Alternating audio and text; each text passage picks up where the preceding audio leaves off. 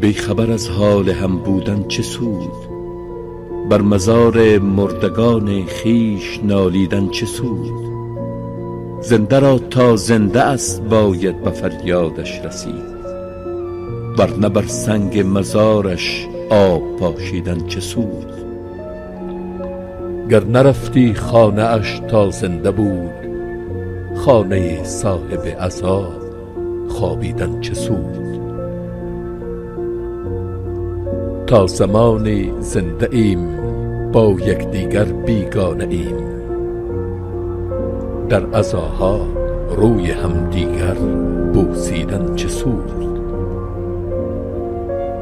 گر توانی زنده ای را شاد کن، گر توانی زنده ای را شاد کن، در عزا عطر و گلاب ناب پاشیدن چه سود؟ گر نپرسی حال من تا زنده ام، گریه و زاری و نالیدن چه سود؟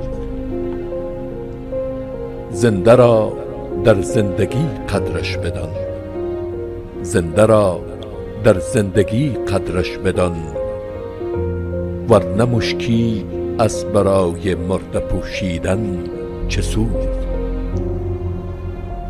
گر نکردی یاد او تا زنده بود، سنگ مرمر روی قبرش وا نهادن ها چه سود؟